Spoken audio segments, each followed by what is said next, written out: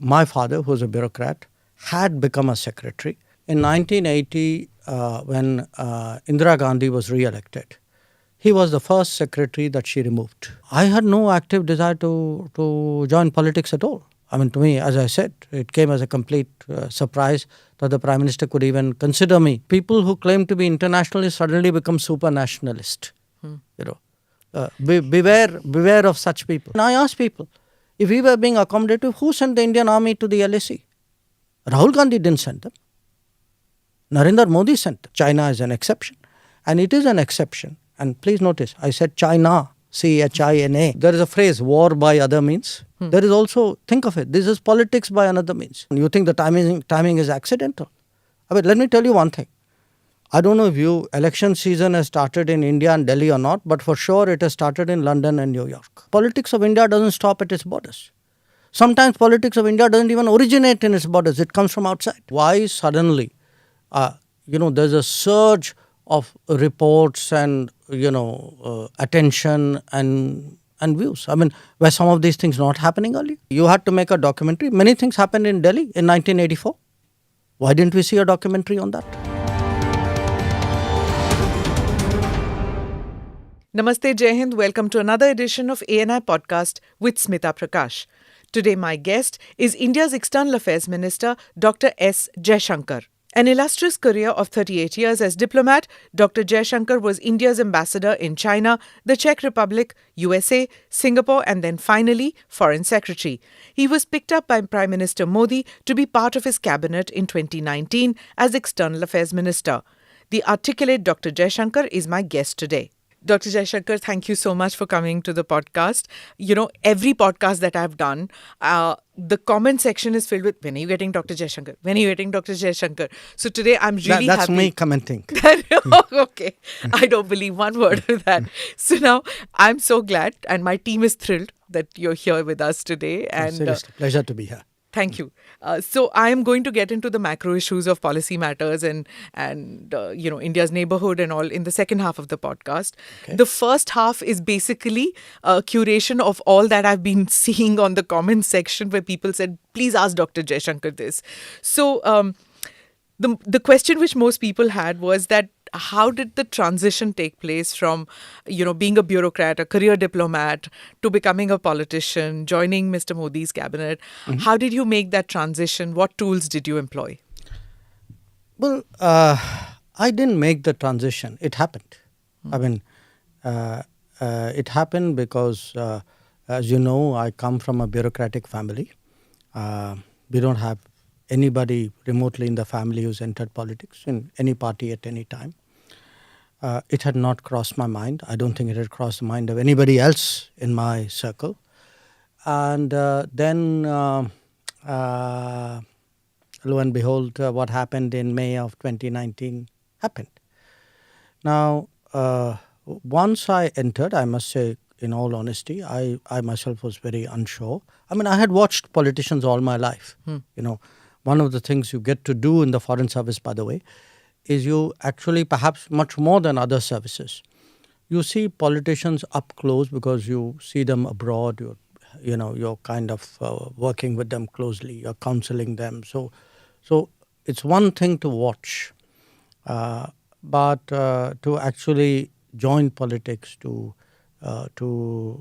become a cabinet member, to stand for Rajya Sabha, because, when I was selected, I was not even a member of parliament. So each of this kind of happened one by one. I slid into it, sometimes without knowing it. You learnt by watching others. That's something, we say sometimes you go to any foreign environment, you kind of, you pick up by. So for me, this wasn't a foreign environment, but it was a different environment. So, you looked at others, more senior people, more experienced people in the cabinet, in the party, in other parties. I mean, I even today, just watch me in parliament. I do follow a lot. I look very carefully at what people are doing, both in my own party and other parties. I think there's a lot to learn from everybody. So you get into it step by step. Sometimes you surprise yourself. there is a learning curve. I'd be honest with you out there. There are times when you are a bit hesitant or a bit even nervous. But then, you do it once, you do it twice, you slowly grow over it. So, to stand up there, to reason with people, to make a speech, even sometimes, because in bureaucracy, until really the Prime Minister, that is 2014, Prime Minister Modi's comment, mostly people were used to speaking in English. So there was a language bit, there was a subject bit, there was a environment bit. There's a different culture also. But as your skills as a diplomat, I guess it would have equipped you to win friends over easily, isn't it? I don't think it's so much a question of winning friends. I mean, yes, it does help when you're a diplomat. You in a sense are almost trained, I would say, to get along, to get the most out of situations. Some of it is also different people are made different ways. I mean, you would see I very rarely get into anything personal with people, even when I'm provoked at times. I think people are just made different ways. But I would say this. I mean, it will be 4 years this summer. It's been a very, very interesting 4 years. I'm happy to talk with you later on about it. But when I look at these 4 years, for me, actually, it's been 4 years of very intense learning. Going to a state which I had really very little knowledge of. I'd been Gujarat. a few times Gujarat. Then having a particular area as an MP, you work on a village or in a particular constituency. So all of these were learnings, and I find it very interesting. I find every day is a new day. I'm, as you can see, quite enthusiastic about it. Yeah. When Mr. Modi picked you to be part of his cabinet and such an important portfolio, everybody thought that, you'd be like a technocrat or somebody, like, you bring domain expertise and you'll kind of restrict your karma into that region. Mm-hmm. But then one saw, you evolved. You became like any BJP karyakarta, like any BJP worker. You're part of the party. You take the party line. You go to all states, not just Gujarat. You're going to Karnataka. You go to Tamil Nadu. I've seen you going everywhere. And speaking about the party, it's become part of your the political part has also become part of your making now. For me, it's interesting. That's how it seems to you. But look, this government, this cabinet is very much a team cabinet. Okay, so you don't do your own thing out here. You may have a background, you may come from a stream, but this very idea that you will do your domain, as you say, be a technocrat, I don't think it gels with what is this cabinet. Secondly, when I was selected as a minister, I was not a member of parliament. I was not a member of a political party either. I had the choice of whether I would join a political party or not. There was no compulsion on it. Nobody brought up that subject. It was something which was left to me. I joined because when you are joining a team, you join it wholeheartedly. That is where you give your best performance and where you get the best support. And secondly, I really reflected on what is the meaning of actually joining a political party. It's not a decision I took lightly. And as someone who's studied and analyzed politics all their life, it was something for me of great importance. So I joined because I genuinely believe today that this is a party which captures the sentiments and interests and aspirations of India the best.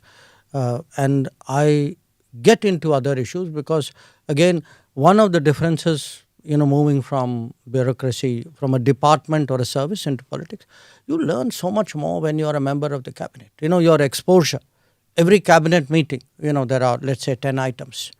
It could be on agriculture, could be on infrastructure, but you get a cabinet note. You read the note. You are interested. You will study a little bit more. So you actually your interest broaden, and if your interest broaden when you go out there and speak to people, it'll show up. Is there any difference in how Dr. Jaisanker, the diplomat, thought and operated, and how Dr. Jaisanker, the external affairs minister, politician, BJP worker, thinks and operates? See, in a way, it's like different lives. Now you got to understand the challenge that it was for me personally, because I am from a bureaucratic family.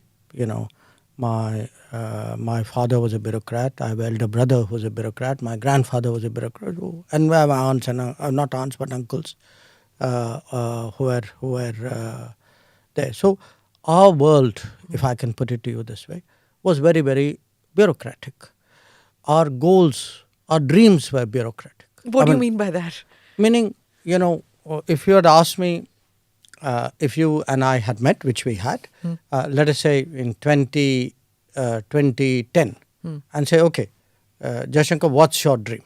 I'd say, I want to become foreign secretary. That's the dream of any foreign service officer. In our house, it was also particularly, it was something we put. No, you never said that. No, because you never asked me. It was in 1993, I think, that I first met you. Hang on. You never asked me that bluntly, but had you asked me that, look, it's a reasonable dream to have. I mean, after all, when you, if you start a business or you do something, you want to be the best in it, right? Yeah. Okay. I mean, there's nothing wrong with that. Sure. So, fine. I wanted to be the best foreign service officer. And to my mind, the definition of the best that you could do was to end up as a foreign secretary. Now, in our household, there was also, I would say, I won't call it pressure, but we were all very, very conscious of the fact that my father, who was a bureaucrat, had become a secretary, but he was removed from his secretaryship. He became, at that time, probably the youngest secretary in the Janta government in 1979. For viewers and listeners who don't know, Dr. Jaisankar's father was Dr. K. Subramaniam, who played a key role in formulating India's strategic doctrine. Sorry for interrupting you. So, in 1980, he was Secretary Defence Production. In 1980, when Indira Gandhi was re-elected, he was the first secretary that she removed. And, he was the most knowledgeable person, everybody would say, on defense. He was also a very upright person. Maybe that caused a problem, I don't know. But the fact was, as a person, he saw his own bureaucratic career in bureaucracy actually kind of stall. And after that, he never became a secretary again. He was superseded during the Rajiv Gandhi period for his somebody junior to him became cabinet secretary. So it was something he felt. We rarely spoke about it, but it was obviously something which must have been inside him. So he was very, very proud when my elder brother became secretary. And in my case, he passed away in 2011.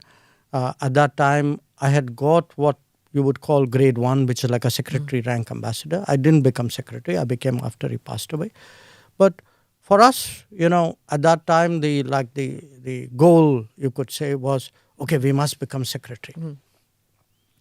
Now, as I said, I had achieved that goal. So in 2018, I was very happy to kind of walk away into the sunset. I ended up finally walking not into the sunset, but into Tata Sons. I was, I think, contributing my fair bit there.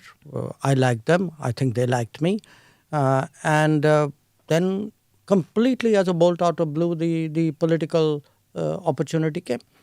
Now, the political opportunity for me was something I needed to think about, because I was simply not prepared for it.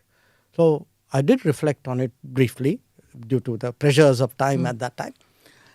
And when you say what is the difference between the foreign secretary or the bureaucrat Jaisanker and the the minister, thought process, it's a different world. It's a different responsibility. It's a wider vision. And I put it to people like this. I may have sat 40 years in the parliament gallery. It's not the same as being on the parliament floor. I used to sometimes, in fact, Sushma Swaraj was my minister, and as foreign secretary, we used to talk a lot. I mean, we had this practice. We used to have long. I mean, I'd go and see her every day, but of course, day would begin by her actually calling every morning. And I always had the comfort as a secretary. And if I don't want this to sound immodest, I was a confident secretary. I believe I was a good secretary. But I had the confidence that I have a minister and a prime minister above me who at the end of the day shoulder that political responsibility.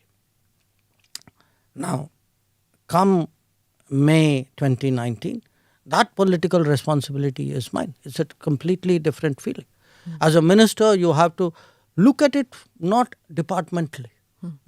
There may be something, let us say, which is, I'm giving you an example. Say wheat export to some country. As a secretary, I would say, that country's relationship is very important.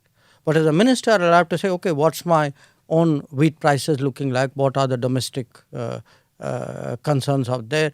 Who else do we need to talk to? Every issue, every major issue has some political angle, which a minister will tend to see much faster than a bureaucrat, however good that bureaucrat may be. So it's kind of challenging? Yes, absolutely. It is. Okay, so I don't know whether you'll answer this question, but I will ask you that who asked you? Was it the Prime Minister? And two, what was the first time that you met Mr. Modi, and what were your first takeaway of that meeting? Who asked me, meaning who asked me to join the cabinet? The government. Yes, the Prime Minister asked me. Okay. When did I meet Mr. Modi first? I met him in 2011 in November in Beijing. I never met him before. Oh, he was Chief Minister then? He was Chief Minister then. Okay. He had come on a visit. And that's how our acquaintance started. I assume in the light of later events, I must have made a good impression.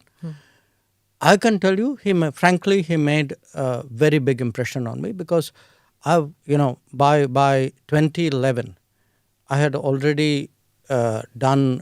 I had done what. Two ambassadorial postings already. No, right? this was my third. Third one. Yeah. And I'd seen. So Singapore and Czech. So I'd seen, people come and go, chief minister.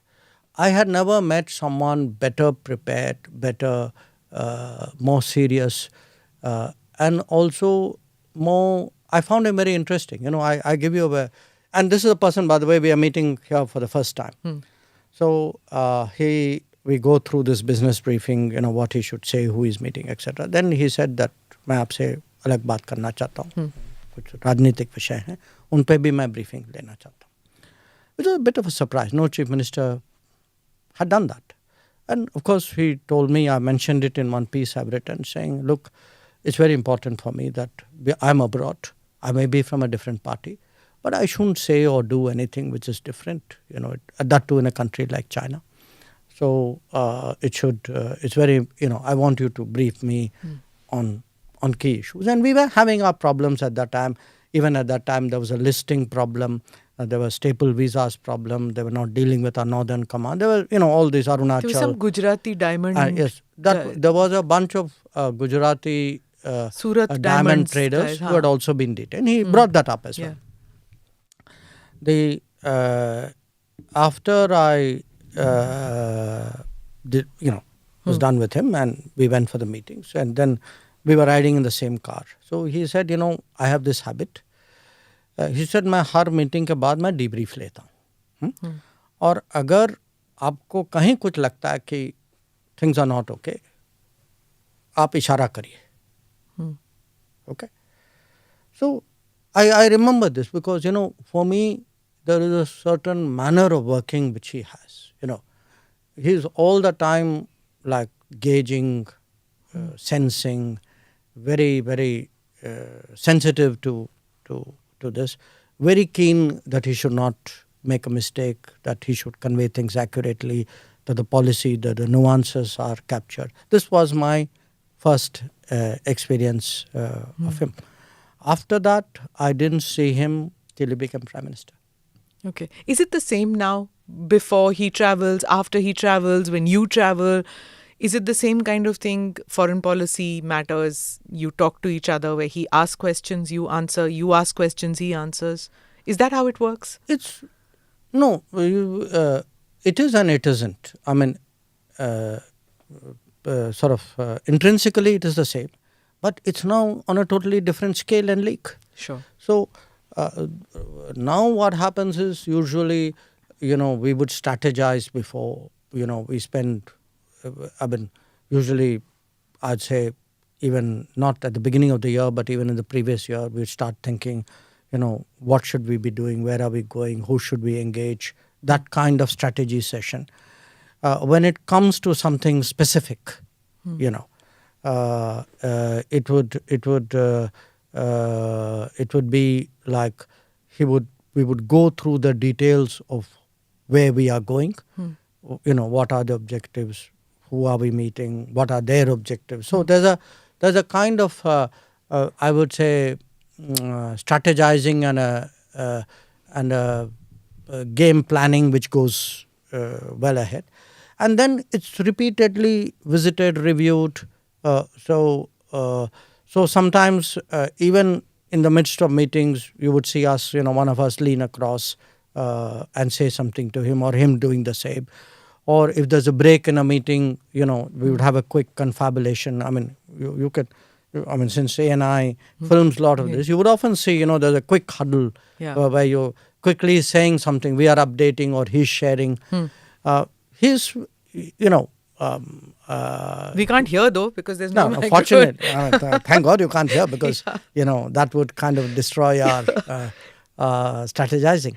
We should get somebody to see the lip syncing and see what's happening there. But he's a very discussive person, if you know what I mean.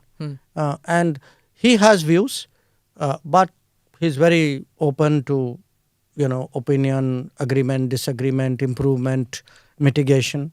It's very sort of, how do I say, interactive. Lots of people say that he's a very ideas kind of a man. In fact, some of the questions were on YouTube with that, and my team has made a video which I'm going to show it to you. I'm part of the East. I'm part of the South. I'm part of the West. I'm universal. I'm India. Someone to say I'm doing this because it is for counter-terrorism. You're not fooling anybody by saying these things. Mr. Soros is a old, rich, opinionated person. If I could only stop at old, rich and opinionated, I would put it away. But he is old, rich, opinionated and dangerous. Somewhere Europe has to grow out of the mindset that Europe's problems are the world's problems. But the world's problems are not Europe's problems. Our total purchases for the month would be less than what Europe does in an afternoon. I don't think we're sitting on the fence. Just because I don't agree with you doesn't make me sitting on the fence. It means I'm sitting on my ground. I'm entitled to have my own side. I'm entitled to weigh my own interests, make my own choices. You're asking the wrong minister when you say, how long will we do this? Because it is the ministers of Pakistan who will tell you how long Pakistan intends to practice terrorism. If you have snakes in your backyard, you can't expect them to bite only your neighbors. Eventually, they will bite the people who keep them in the backyard. If I were to take Europe collectively, which has been singularly silent on many things which were happening, for example in Asia, you could ask, why would anybody in Asia trust Europe on anything at all? If you are asking me, I would say, yes, 2014 was a watershed moment. Yes, things have changed better after 2014. Yes, our foreign policy has become more dynamic, more effective, more prominent after 2014. Mr. Modi was very famous and very demanding. So how do you deal with that? I'm so glad you chose that understated word, demanding. Yes, I think the Prime Minister is demanding. I think he's rightly demanding because it's time that India had a demanding person as Prime Minister. It's tough to work for a demanding boss, but at the end of the day, you actually, if you feel that's the kind of person the country needs, I think you're willing to do whatever you have to do at that time. Two democracies will end it differently. And if you can prove that concept here, then I think it's probably the best way to sell democracy. Don't worry, Senator, one democracy will settle it. And you know which one. Okay. Lindsey Graham. So this, All right. so this is what we, my team got this together, and the same thing about being a demanding prime minister. One has heard about how you have 11 p.m. meetings and 11:30 midnight, post-midnight meetings happen in this cabinet.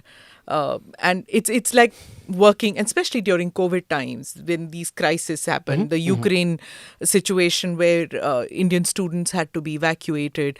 Those are like very tense times, right? And he's on the job all the time.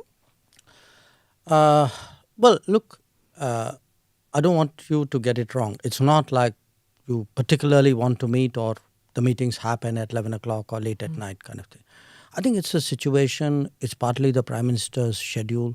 But you mentioned, for example, the Ukraine conflict, Operation Ganga. Now, what was happening at that time was that the Prime Minister was busy campaigning in UP, if you remember at that time. Now, last year, same time. Yep. Now, 24th of February. I think. A little bit later. Yeah, 20. Okay. Now, it could have been, I don't know, maybe some other Prime Minister would have said, okay, guys, I'm busy with UP now, you go manage this.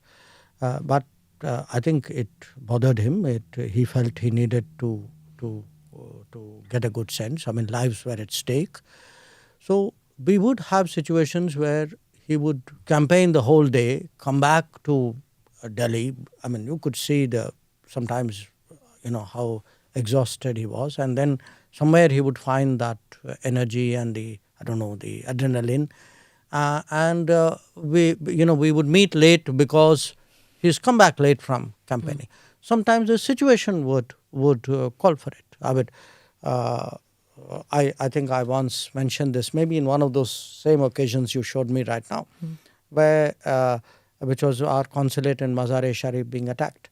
And I remember I think it was past midnight, and I also have this habit of staying up late, and I like to clear my desk every day without fail.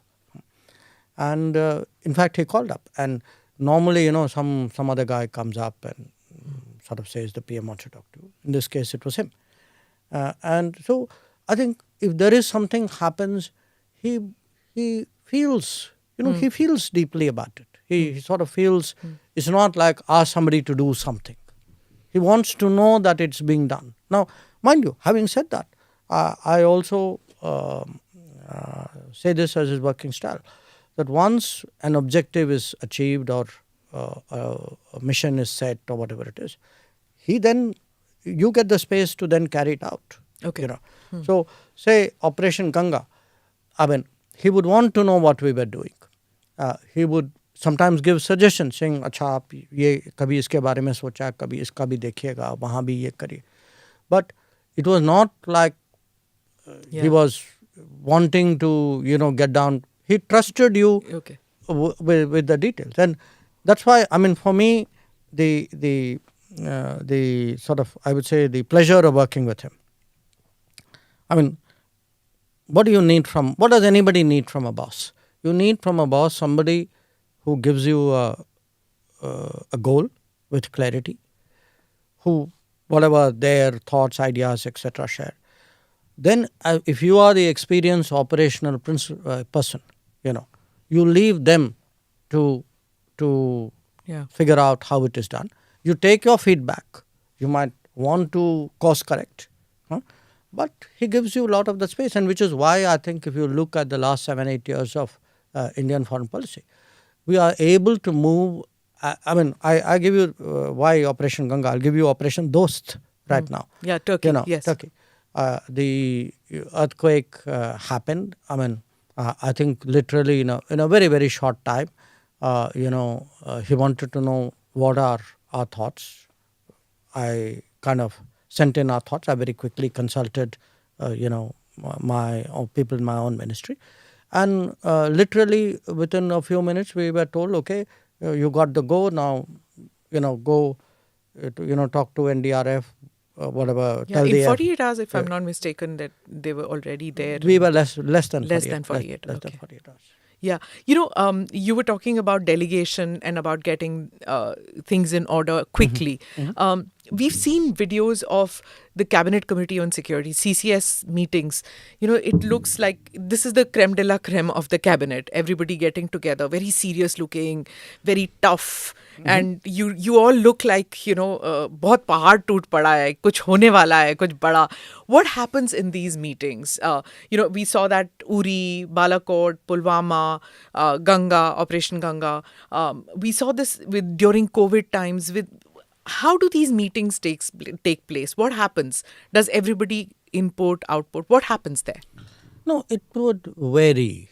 See, if there's a larger meeting, usually there would be some kind of briefer in any meeting, because somebody has to put the proposition and then, obviously then the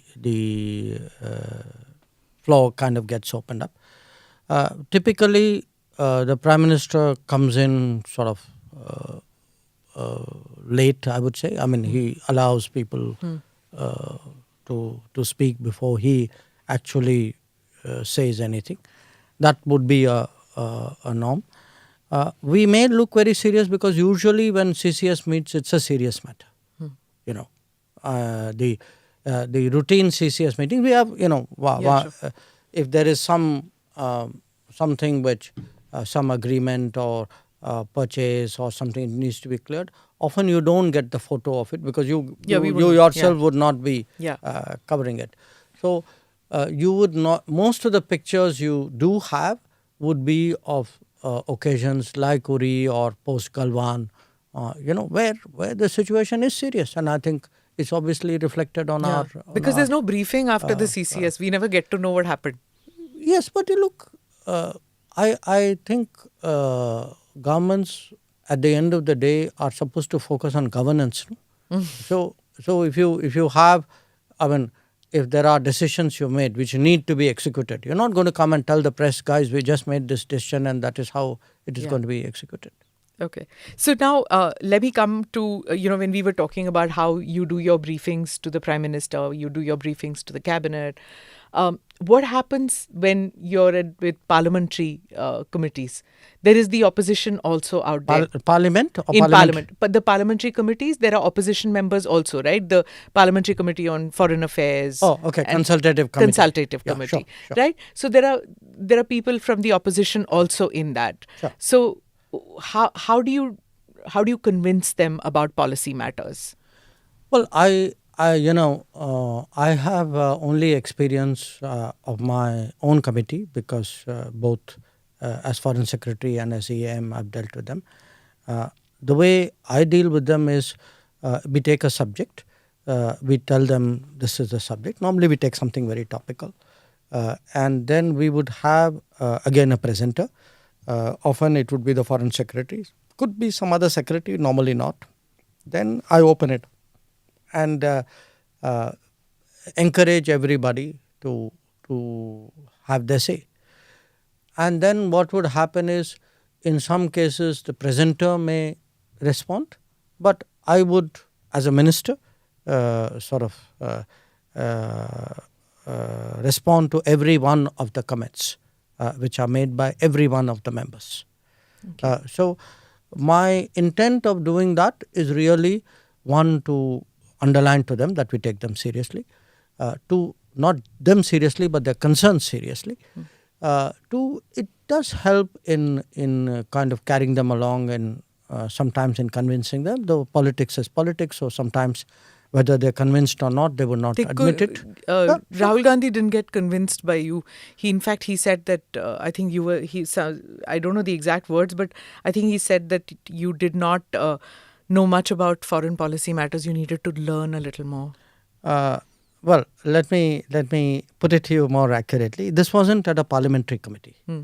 I mean, in parliamentary committees we have interacted, but usually what happens in parliamentary committee, I try to keep to myself, so I will not get into it with you either. This, I think, was something he said at some kind of public meeting somewhere. It was That you don't know much about.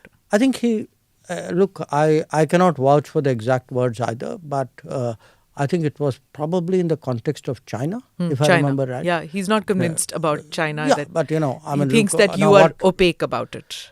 I don't know whether it's opaque or whether there was a sort of a level of knowledge, understanding. I mean, all I can say in my defense is I have been the longest serving ambassador in China. I have been dealing with a lot of these border issues for a very, very long time. I would say,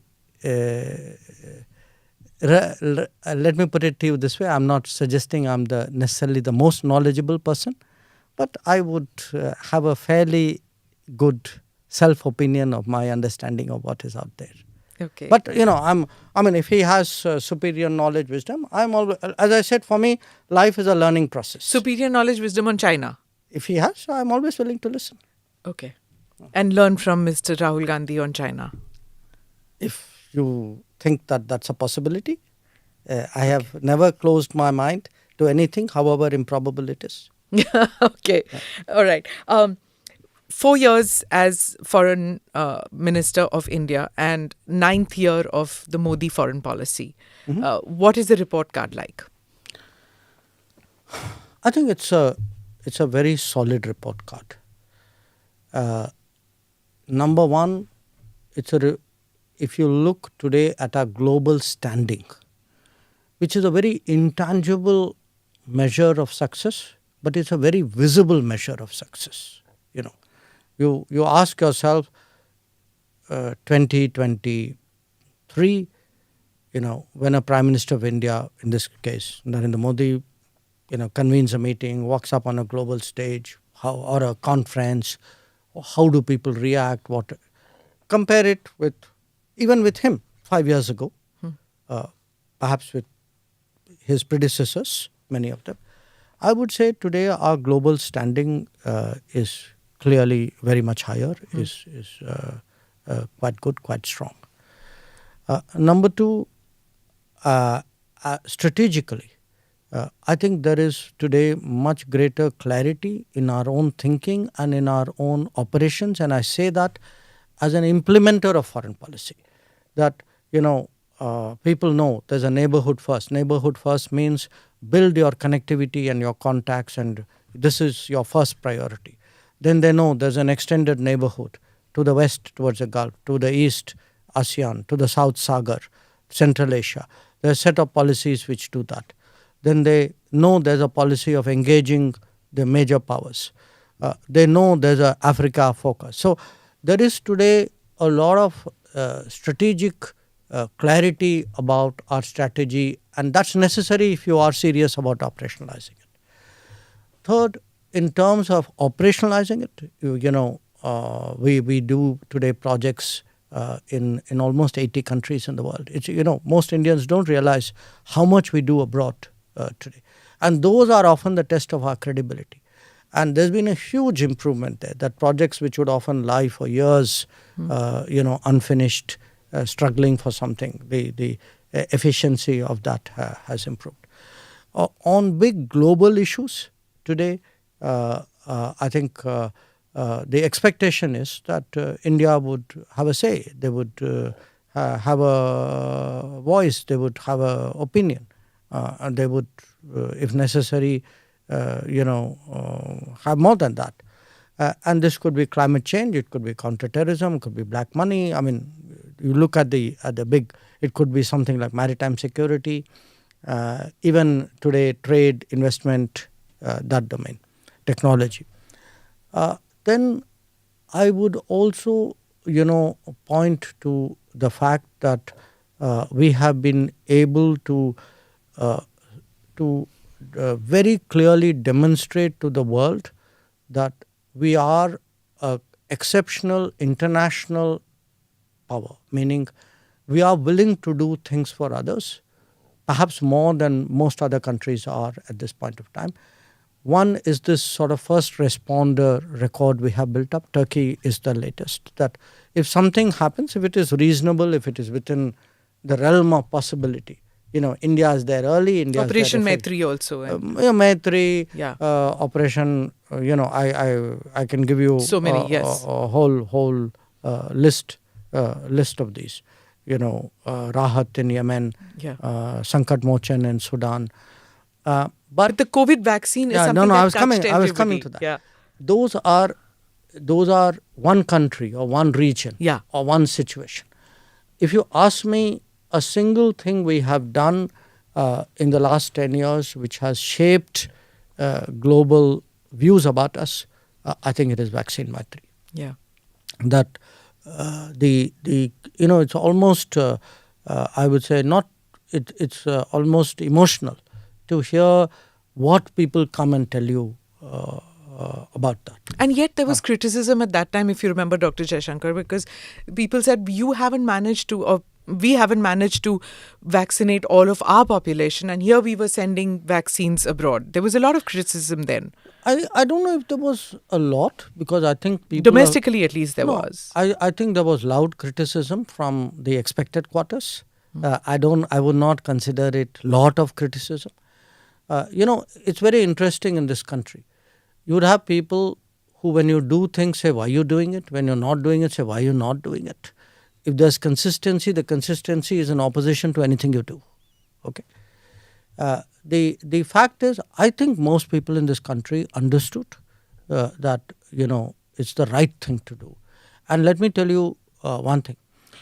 When Delta wave came, because it wasn't only the vaccines. Before that there was a hydroxychloroquine, there was a paracetamol, etc. Think how many countries did their bit to help us. And some of them, like say President Biden, the Americans, they said very clearly, saying that, look, India helped us and we are going to help India. So, this very sort of short-sighted view. And sometimes, as I said, the people who claim to be internationalists suddenly become super nationalist. Beware of such people. Because I am going to come to that, yes. whether we are hypersensitive as a country, to criticism, because you saw that little video that I played in which George Soros' statement on democracy, you took on, and you said that, you said he was old, rich, opinionated, No, and I know what I said. Yeah. Right. Yeah. Now, there's also the op-eds which come in foreign media, which say that that they blame India for crony capitalism and say Mr. Modi's image has got hurt.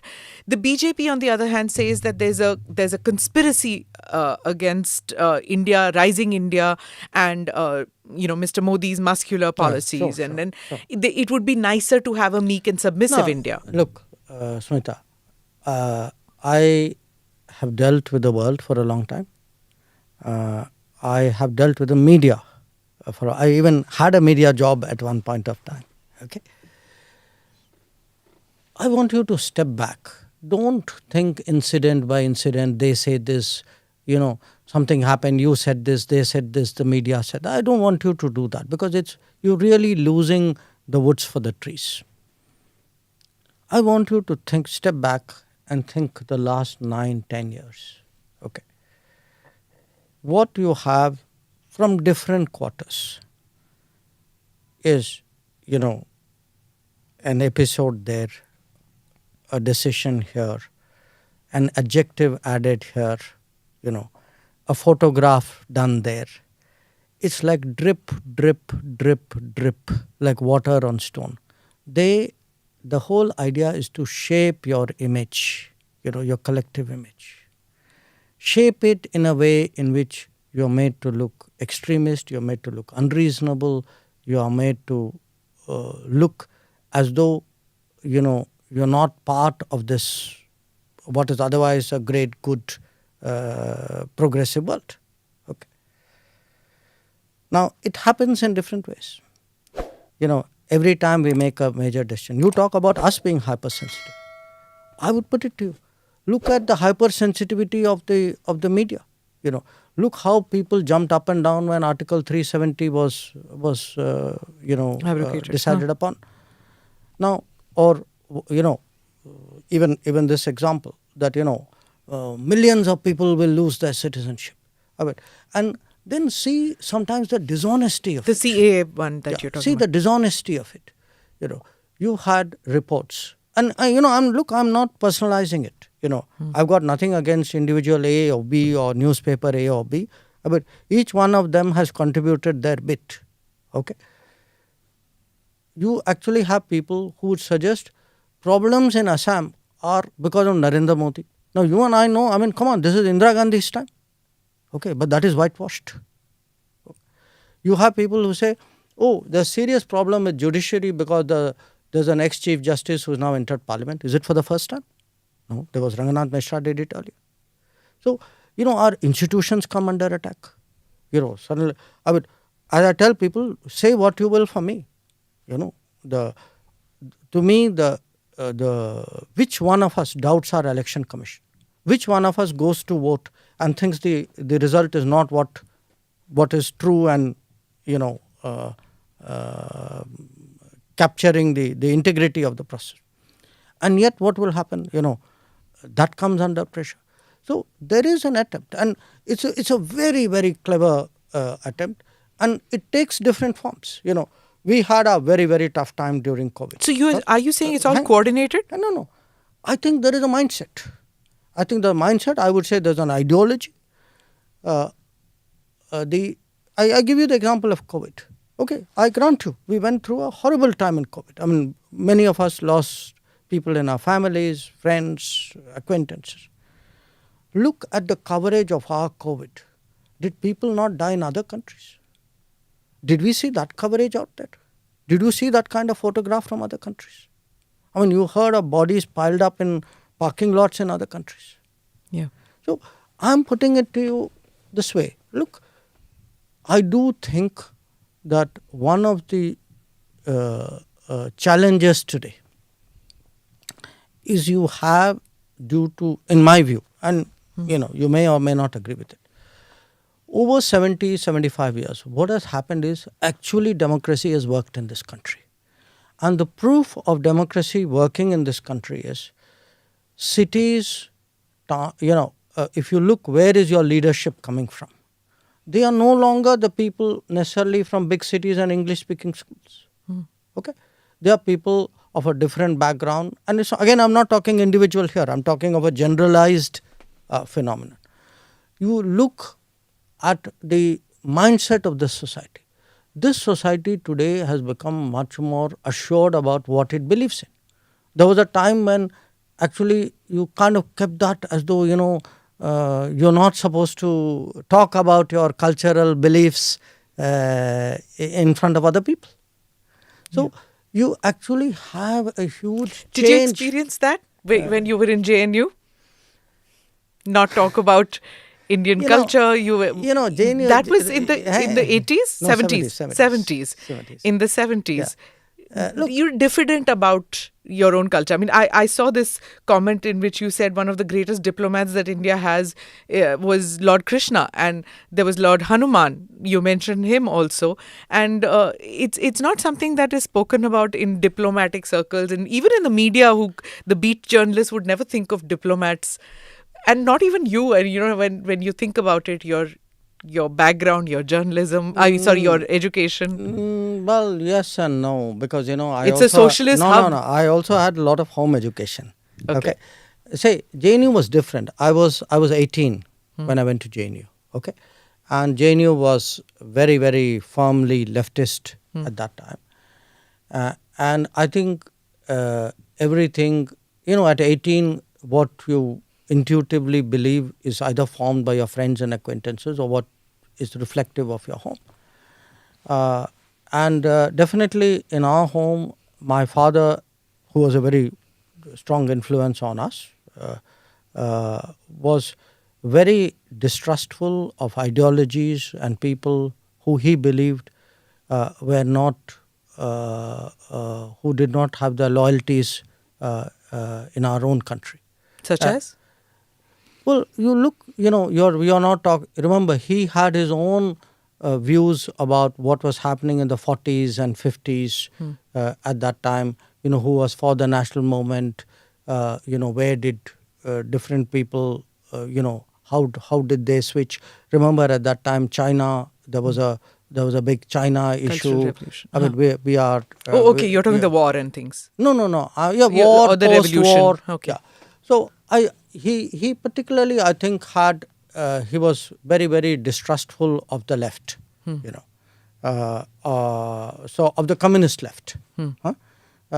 And I think some of it. So in a sense, we grew up very unspokenly, but very strongly as very patriotic children.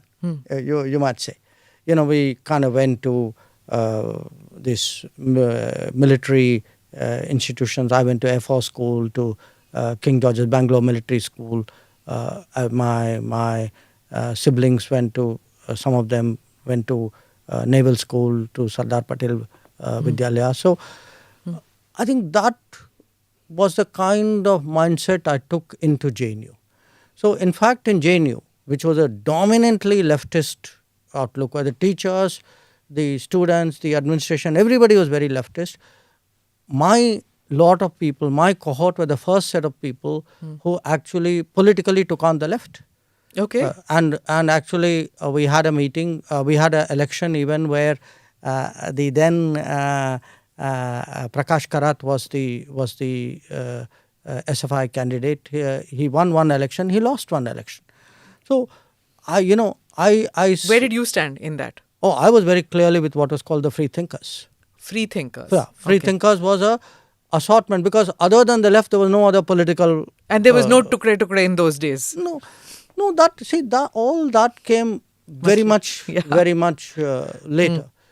So I would say that sense of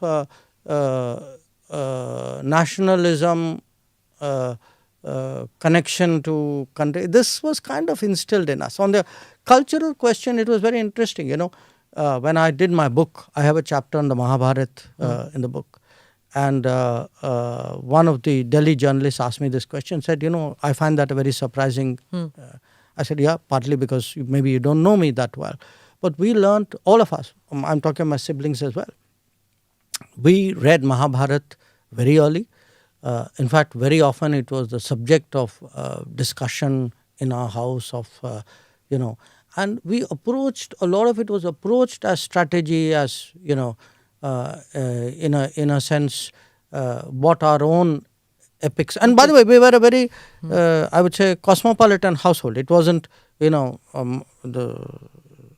same father also gave us Iliad and Odyssey and other things as well. Okay.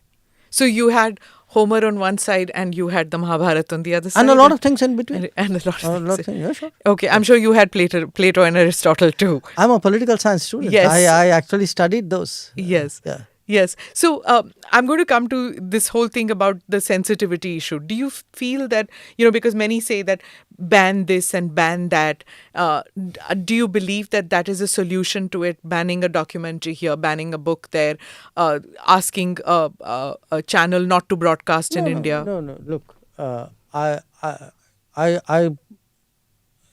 don't think that you're asking the right question.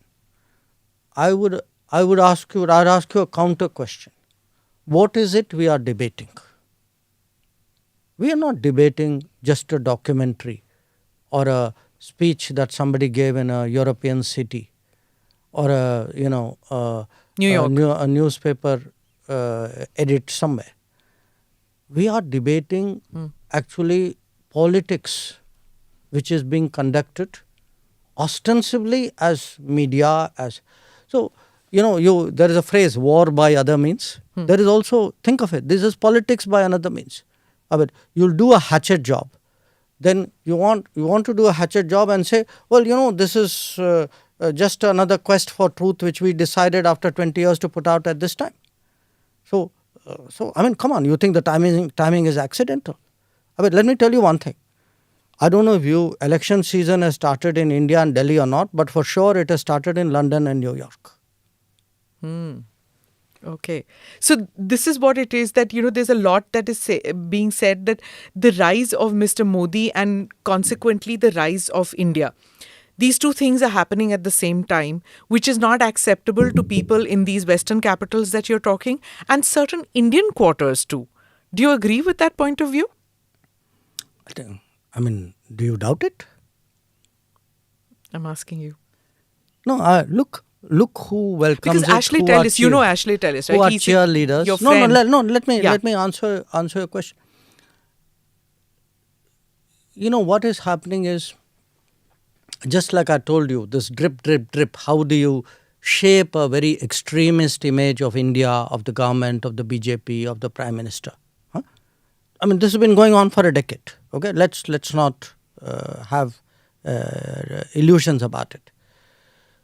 How some of this has a different variant, which is you will say something, there's an echo chamber, it'll be picked up outside, then you'll say, aha, see, they're saying it outside, that must be true. Then you will say it inside.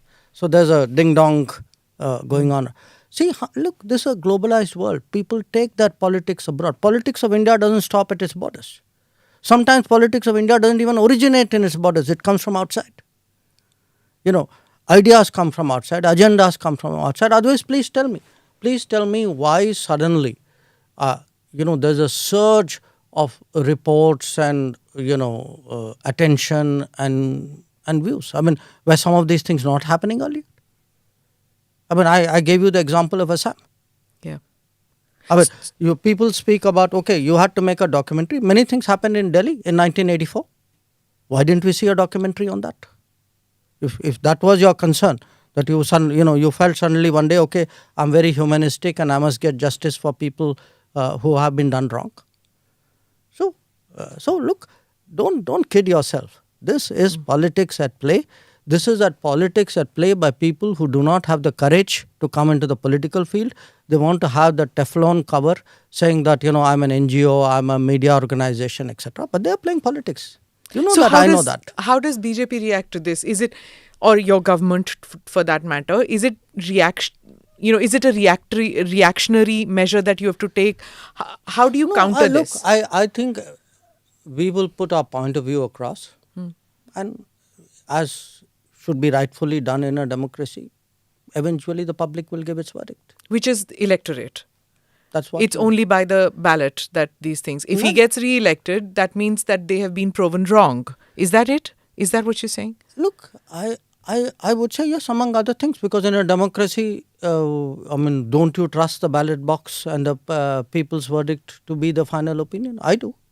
I know there are some people who believe that their view supersedes elections. So, in fact, by the way, even that, look at this term. I like you, you win election, great democracy. I don't like you, you win election, what are you? Electoral autocracy. Yeah, I heard that term. What a great term, right? That's reserved for people you don't like who win elections. So, this is politics, my dear. So, if there's so much money going to be pumped in, how does India react? How does India even deal with it when you don't know that there's one enemy or this is amorphous entity? No, look, I would say I think there should be and there is a battle for narratives which goes on. There will be narratives designed to damage us. We have to put out narratives designed to expose people or designed to put our viewpoint across. I think we will. My own sense is that most people will, through their, this is a pretty informed age. That era when people had only one or two sources and they controlled thinking. I think that's gone by a long time ago. Let me come to the foreign policy issues, which I said we'll do in the second half of it. Increasingly domestic issues and the foreign policy have become interlinked. foreign policy matters used to be something which domain-specific people handled it, and foreign beat journalists demystified it for you. But it's no longer the case. And one saw it happening, one during COVID, when everybody wanted to know, why are we giving it to this country? Why not to that country? How much are we giving? Do we have enough? Then there was the CAA, there was the farmers' protest, there was Nupur. There was so much that was happening. How do you deal with this? It's like literally, that game that children play where you go on beating things. It was like that in that 2-year period. Was really tough. No. No, I was smiling at the imagery you invoked. Now, look, in a globalized era, what happens is that everything from the world comes to India. Everything from India goes out. In many ways, it's a good thing. It has its own challenges. It has its own vulnerabilities. So how does it impact us? That's really your question. Yeah. What it does is, I have to often, as part of my narrative setting, explain things to foreign audiences. So I give you an example. Take this whole scaremongering that millions of people are going to lose citizenship. Now, you tell people saying that, look, this was said. Now, 1 year has passed, 2 years has passed, 3 years. Where are these people? After all, we are supposed to have a cataclysm in 2020. So, and when you, even citizenship, when you start reasoning with people, ask them saying, okay, tell me, do you not have a criteria of citizenship? Do you not use language? Or some people use religion. People use language, they use religion, they use education. Some of them even use income. Some use ethnicity. So when you tell people saying, look, reflect on your citizenship practice. I mean, what do you do? So often what happens is, and see, that's where the battle of narratives is very powerful. Read the bulk of international papers, especially the Anglosphere papers, but all of them. How many of them tell you 370 was a temporary provision? I challenge you to show me one. Yeah. They don't. It's written there in bold letters, in capital letters in the Constitution. But then that's because India itself didn't put across that point of view, No, right? no, It's hello, like the plebiscite. No, It is true. Sorry. Listen, I can put across something. If you have shut your ears to it, no amount of hammering away at it. It's not. See, when Kashmir was being discussed, Pakistan used to keep saying plebiscite, plebiscite, plebiscite. Till the 90s, that word plebiscite kept hammering. It was, that it is a disputed issue. Till India's narrative started being heard. Unless you are loud and you impose your narrative, you don't get heard in the world. No, I completely agree with you, Smita. So I try not to be loud. I try to get my narrative across in an elegant and effective way, maybe at times sharper than people may want. But I accept your point that we need to get our narrative across, and that is exactly what we are trying to do in foreign policy. But I also put it to you sometimes that I feel that I'm talking to an audience which is deliberately deaf, that they do not want to hear sometimes, they do not want to absorb sometimes. That and there is a very strong bias. I mean, let's be frank about it. Newspapers, there are newspapers, I don't want to go into names, who will publish something absolutely ridiculous on one side, and you say, okay, I want to counter it. They say, no, hang on a moment, I'm busy doing a fact check on what you are saying. So we saw this bias very, very clearly over the last 4 years. I think in fact, I expect it to, if anything, grow as the election comes closer. Because I don't think, this is without a political direction and purpose. So domestic politics playing a part. Domestic politics, it could be domestic politics, it could be COVID, it could be, it could be different. Big business playing its part also. It could be. Look, I'm not a conspiracy theorist. Okay, what I'm explaining to you is actually politics at work. Okay. It doesn't have to be conspiracy at work. Okay. Why is it why is it difficult to understand that there are ideologies and political forces outside India very similar to those in India, and the two are working hand in glove. I mean, I'm putting a perfectly common sense proposition before you. And part of the problem is when political forces in India are not doing so well electorally, they tend to kind of summon up this this support system, if you would, or the echo chamber, or call it what you would.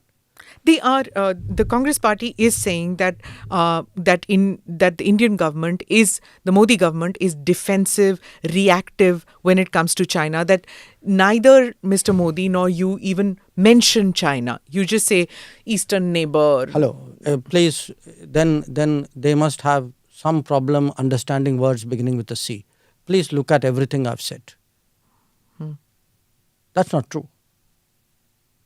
And what about this thing that they say that almost 1,000 square kilometers has gone and the foreign minister is not facing facts, not telling us the truth in parliament? No. Look, I think they are deliberately misrepresenting the situation. I give you two very specific examples of that.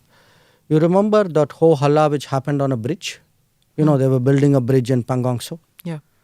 When did that area actually come under Chinese control? Yeah, I've seen that. You said that it is long back.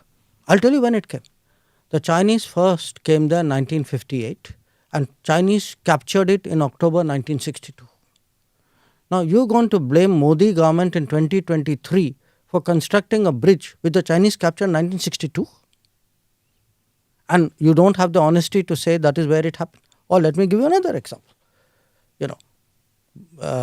These border villages. Now there were border villages which have come up in areas which the Chinese actually, in Longju, there was a clash and it's not a secret, at that time it was hotly debated in India, in the parliament, in the media. So what happens, you do the smoke and mirrors, say, oh, there is something happening here. It's almost like 1962 never happened. It is like, we should be, let me give you a very, very, a different example. Everybody says, we should be having our troops up there, we should be building border infrastructure. Hello, why didn't you build that border infrastructure? I just look at the budget of the border infrastructure. During the Modi period, the budget has gone up 5 times. Till 2014, roughly it was 3,000, 4,000 crores was the budget. Today it is 14,000 crores.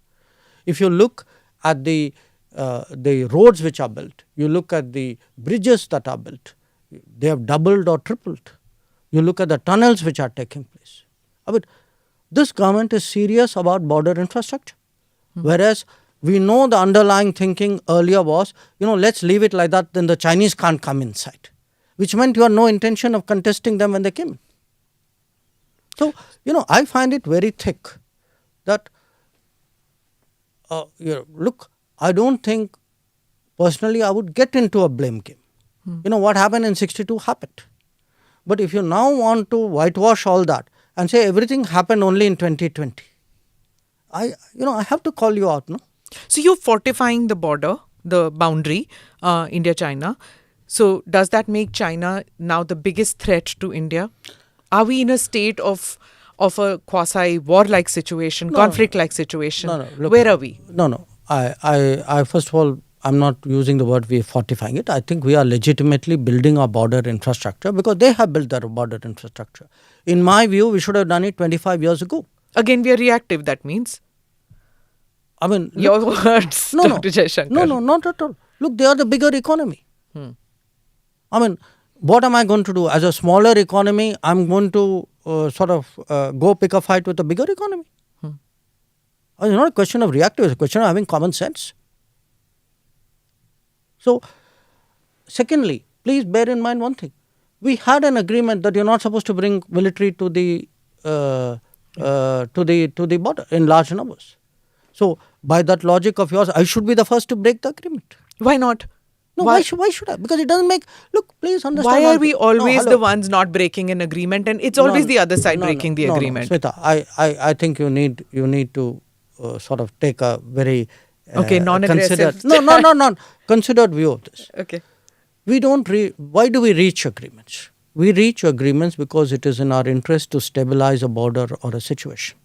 Okay, it's not out of love and affection and sentiment that you do. It's cold calculation and common sense. Okay, our agreements with China were reached in 1993, 96. I'm not even getting into which government, etc. I think I try to avoid this whole debate. Okay, I don't like in foreign policy. Maybe it is because I've been myself so long in this field. I don't like to necessarily say these people were right and those people are wrong. I don't think it serves the nation well. Okay. But if I do find that others are playing a political game where everything is being blamed on the present dispensation and entire history is being whitewashed, I think the history has to come out. Okay. Now, on the question of breaking the agreement or not breaking the agreement, generally countries as a rule, sensible countries do not, because what do you need most in international, if you have a reputation as a country which breaks agreement, what do you think is the worth of your agreement? That is China. Where have they kept the agreement with any country? Hello. Or Pakistan for that matter. From 1993, 1996 okay, not a to single 2020. bullet. Okay. No, forget bullet. From 93, 96 till 2020, was that agreement observed or not? So how can you say, the agreement is not worth a piece of paper and nothing, all agreements must be They broken? took Aksai Chin. 1962. 62. They took Aksai Chin between 1958 and 1962. Okay. So, if you didn't need agreements, why did you sign them? I mean, you went in 1988. Rajiv Gandhi went to Beijing in 1988. 88, correct. Okay. December. You signed agreements in 93, 96. I don't think signing those agreements was wrong. I disagree with you. And this is not a political point I'm making. Okay. I think those agreements were signed because at that time we needed to stabilize the border. And they did stabilize the border. Please also note that. So this suggestion of yours that people sign and compulsorily break the next day, that's not true. Now, why can we not come to an agreement on where is the boundary, how many rounds of talks, and it's non-conclusive? Because when people are, their claims, when any other country's claims are not reasonable, you will not come to agreement. I mean, you and I can come to an agreement. If I make claims on you which are not reasonable, but you will concede it because 25 rounds have happened. You have to look at, what is being discussed as well, no? Right. So, okay. So look, if I were to sum up the China thing, I mean, please do not, buy this whole, I would say, again, I use this word, this narrative that somewhere government is on the defensive, somewhere we are being accommodative. I mean, I ask people, if we were being accommodative, who sent the Indian army to the LAC? Rahul Gandhi didn't send them. Narendra Modi sent them. Okay, we have today the largest peacetime deployment in our history on the China border. Okay, and we are keeping troops there at a huge cost with great effort.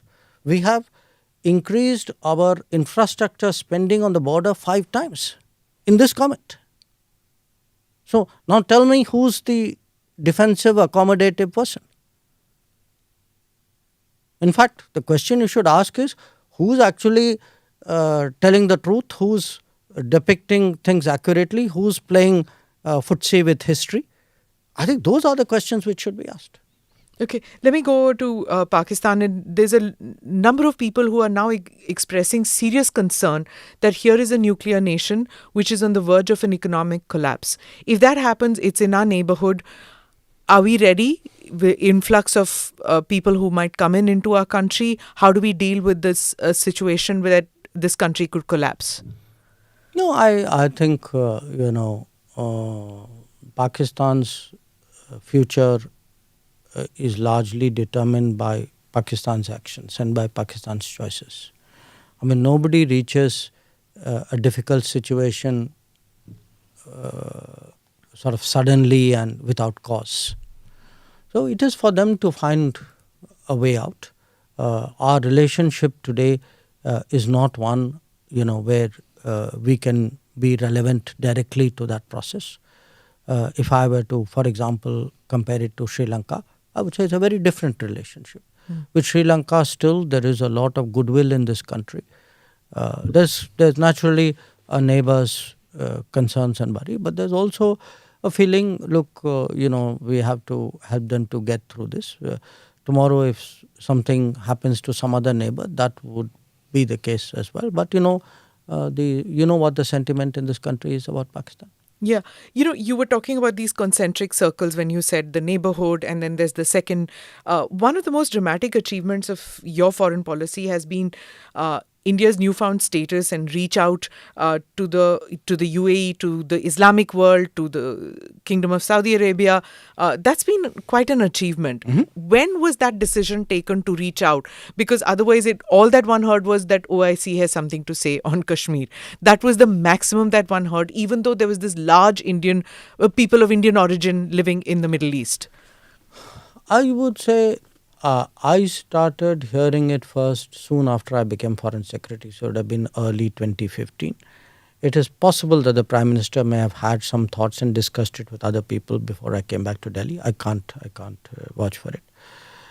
I'm glad you brought that up, because if you were to ask me in 10 years, give me 2-3 examples of some big changes which have happened in our policy, I would certainly put our changed relationship with the Gulf very, very high up there on the list.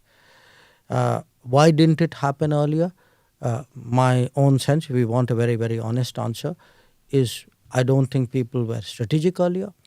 I think when you have a vote bank mentality, you're not serious about foreign policy and I would say operationalizing it. For you, it's like a slogan that they are with us, or so we kind of treated it as that's a place. There's we get our petrol energy from there. There's a big community out there, and the rest of it was like a distant, a goodwill which you needed for your political vote bank calculations. I think when you got a different government which said we actually want something deeper, more strategic, with full elements of full spectrum relationship, we have the ability today to deliver on a lot of issues of your concern as well. We are serious, part of it, one of the reasons why the Gulf looks at us. The Gulf sees today's India as much more credible than the India of 10 years ago. And, as they say... That's in spite of India having a right-wing government now. I would say, that's why you need to think of this kind of labels. You ask people in the Gulf, do you prefer Prime Minister Narendra Modi or any of his predecessors? I'm willing to take a bet with you. Every one of the Gulf countries would say, I prefer the Prime Minister Modi. Why? I think they think he's a more serious person. He's a person who's more credible, who's actually broad-based that relationship. He's done more for the relationship than everybody else. And I must once, I tell you very honestly, I was once at a conference in the Gulf, and I had some friends from across the parliamentary aisle with me. And this issue came up. And the person from the Gulf actually, and this was like maybe 2018-19, he said, these guys, he's looking at me, he said, they've done more in 4 years than you guys did in 40. That's the kind of image there is in that part of the world. Is Kashmir on the table now? It used to be, I know. Is Kashmir on the table when you deal with countries in West Asia now? No, what do you mean on the table? Do they speak about it? Do they ask you about it? No, look, Kashmir is part of India. That's it. It was always a part of India, but after the abrogation, Pakistan had upped the ante.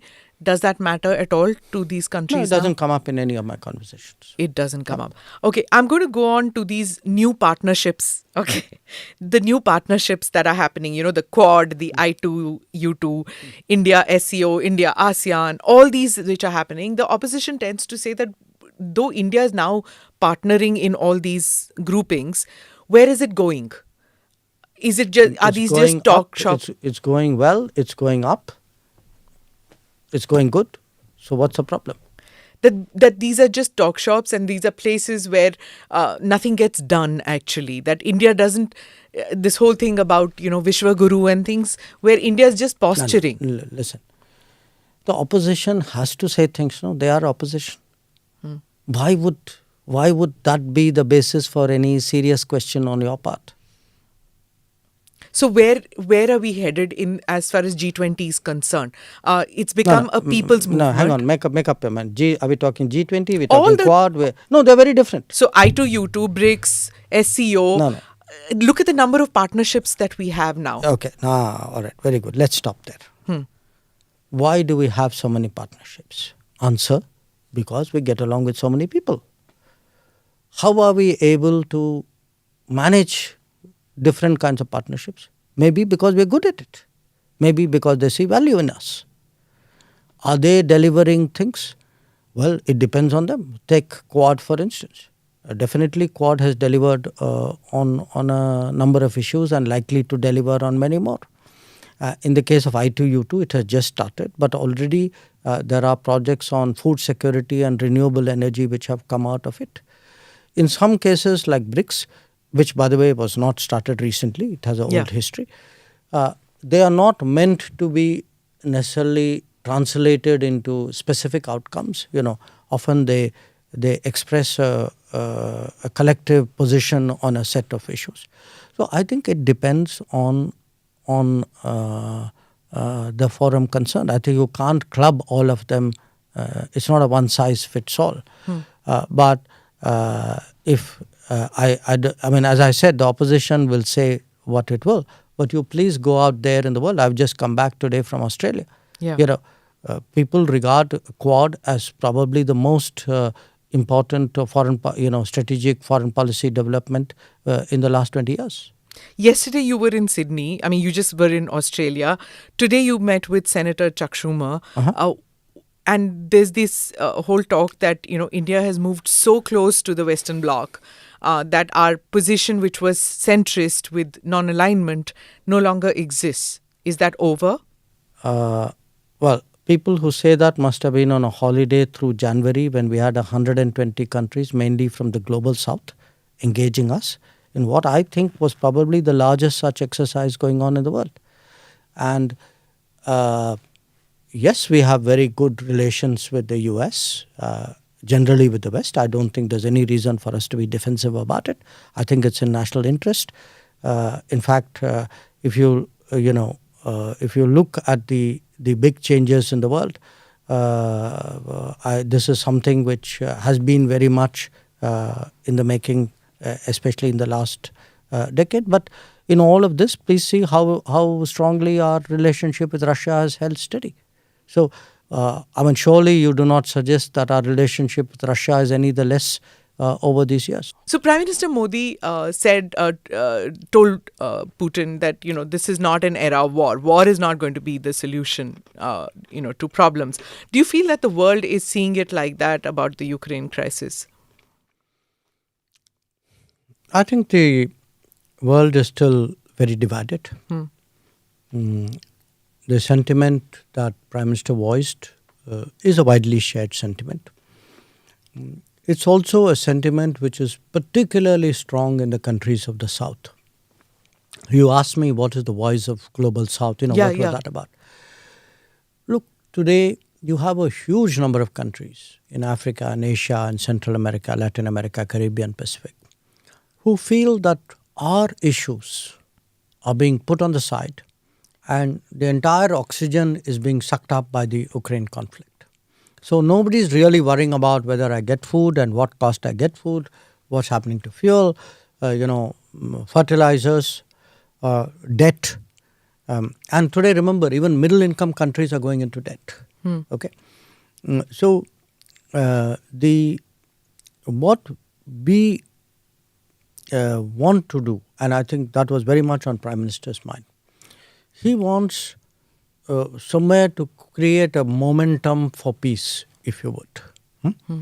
And I think that was his first public expression. Remember, he'd been talking to Presidents Putin and Zelensky on the phone as well. And that was his first public expression. In practical ways, we've been helping out. When this Black Sea grain deal was done, we did a little bit there to help. When I was in New York, the Ukrainian Prime Minister actually had some concerns about the safety of the nuclear power plant. So I spoke to RPM and then got his approval to both engage the Russians and pass on some messages there, and the IAEA as well. We are working with the UN Secretary General on some issues, particularly fertilizer, because a lot of the countries of the global south, the developing countries, they are facing serious fertilizer securities because Russia is one of the biggest exporter of fertilizers. So I don't, I think it would not be fair today to reduce a very complex issue, the Ukraine conflict, to a binary of are you on this side or that side, are you for peace or for war. I think it's much more intricate than that. And we are involved in some of the intricacies, but we have to, wait and see where this goes. What both Ukraine and Russia know is that if we can be of any use, we would be willing. Our sort of capabilities and sort of goodwill is there for that. We'll have to wait and see where this goes. So has the war impacted on the relationship between India and Russia and between Mr. Modi and Mr. Putin? No. Look, our relationship with Russia, I think, has been extraordinarily steady. It has been steady through all the turbulence in global politics. So, as I said again, the opposition, perhaps it's their job to criticize. It would be nice if they do it with a little bit more information and accuracy. But I do think, some of what they say needs to be put through some kind of lens, some kind of filter of you're putting it through a sieve right now. Reality, and not very much is coming out of that sieve. All right. So, look, I think today we are in a good position. I mean, you asked me what is your 9-year report card. My relationship with the major powers is very good. I grant you that China is an exception. And it is an exception. And please notice, I said China, China. Okay, you mention it. Yes. So I grant you that China is an exception. It is an exception because China has violated agreements that we have and is today has a posture on our border for which I had to have a counter posture. But overall, my relationship with the major powers, if you can call them, are very good. I think our relationship with Europe is probably the best ever that we've had.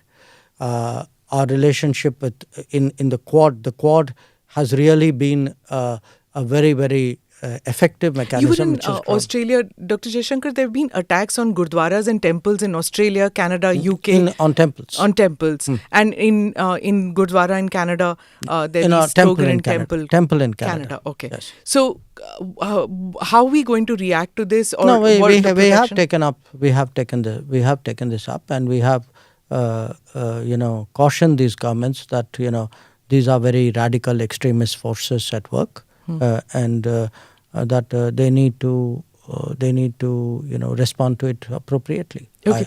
As I wind up, I'm going to ask you a couple of questions, come back to you. You were in Fiji and at this Hindi conference, and you were speaking in Hindi. Vishwa Hindi Sammelan. And so how many languages do you speak? You're a polyglot. I've heard you speak Russian. No. This is all Tamil, I'm Hindi, very English. modest and realistic in making claims. I obviously I speak English. I speak Hindi. I won't say at a very high standard, but with a kind of a street smart fluency. The Tamilian Hindi, or is it a JNU Hindi? No. It's actually a Delhi Hindi. Delhi Hindi. I mean, I was born in Delhi. Okay. You were born in Delhi? Yes, okay. I was born in Delhi. I was born in Delhi. I grew up in Delhi. I spent, whatever time I've spent in India is largely Delhi. So it's a very Delhi person's, I would say, fluent, not always complex Hindi, but I think I'm. But you're breaking the stereotype of a Tamilian speaking Hindi, fluent Hindi. You do speak. But because I grew up in Hindi, I didn't have the advantage of ever studying Tamil. I spent very few years. You grew up in Delhi, so you speak. Yeah, in Delhi. I spent very, very few years in. But you can speak Tamil. I can speak Tamil, but not with with the kind of fluency and command of vocabulary that I would like. Russian, it seems, I believe. Russian is different because I actually studied Russian when I was in the foreign service. We are allotted a language, so I went there. So I actually properly studied it using books and so on. It's been many, many years, but I have a certain vocabulary and a very, very, there's that residual memory. So once you go in there, it takes just a few days, but the vocabulary of foreign policy, if I were to watch, let us say, news, I'd be able to get a lot of that. Okay. If I were to be on the street, it'll take me longer because there'll be accent, more colloquial stuff. I have a certain, I would say, working rudimentary sense of Japanese because I do need to talk to my wife from time to time. Okay. So this multicultural exchanges that you have at home, tell me about that. Japanese wife, Tamil husband, how does... Look, what has happened is we've kind of evolved something which is peculiar to us, and this happens, in this situation. I mean, it could be your food, it could be your slang language, what you say to each other. I mean, we use phrases which somebody else listening in would find very difficult because they could be Japanese slang put in an English sentence, sometimes with a Hindi twist because my wife's linguistic ability is much better than mine. So we sort of end up with some kind of, I would say, she can speak Hindi too a little bit. She speaks Hindi, but she again picked it up without studying. Without studying. Without studying. Okay. So I learned Hungarian, but unfortunately it's very rusty because when you don't use a language. Reading it ulta, no? No. Hungarian is Sida. Yes. Okay. But it's a very complex language. Okay. So it's a Finno-Greek group. So people make more claims about me than I do myself. I'm very, very... Everybody wants to know, are you going to contest Lok Sabha polls in 2024? I am a Rajya Sabha member. My term expires this year. After that, we'll have to see. No, don't give, see this, I don't know how many, 25 years maybe I've heard these diplomatic answers from you and tried to find answers. Look, on... Would you want to? On these things, I tell you, I'm going back to your first question. I'm actually honestly in awe of people, of everybody, irrespective of party, who have spent their lives in politics, because you actually don't know how incredibly hard it is, how demanding it is, how much it takes up not of your time but of your life, the kind of effort that they put. There are no Saturday, Sunday, holiday, morning, night, nothing. And it's only when you are in politics that you can actually see what it is. And I would say those who particularly contest Lok Sabha, they are like at the cutting edge of that, because it's an enormous demand. But most people would think that it's a life of privilege. Lal batti wali gaadi, Latin's bungalow. Look, I know that is the popular impression, and I say this. Please do not think I'm saying it because I joined politics. I'm saying it because actually I'm only now getting into political life, and I'm getting into it at a fairly ripe age from another profession. Even I did not realize it till, I would watch politicians, as I said. Watching them, meeting them from time to time is very different. When you actually see the lives, live the life, the kind of travel they do, the kind of openness of, with which you have to keep your activities going. It's a huge. You're doing huge, that in Rajya Sabha. You're doing that as a Rajya Sabha MP. You're traveling a lot. You're traveling within the country. You're traveling outside the look, country. Look, it's not a It's not patch the on same. what the others do. I mean, because I do spend, as a minister, I have to spend a lot of time here. As a Delhi person, I have to spend a lot of time here. The Rajya Sabha demands are far less than the Lok Sabha demands. So I look at honestly my colleagues, and again, this is a non-political, it's a non-partisan point. It's a political point. I actually marvel at really, how much of an effort people in politics have to make. It's a very tough life. Just in conclusion, when you were saying non-partisan, I must comment on this, that when you joined the government, there are many in my friend circle, in my colleague circle, who were like, why does Dr. Jaisanker want to join politics? Why? He's had such a sterling career in bureaucracy. And many felt very let down when you joined politics, that, now you've chosen a party.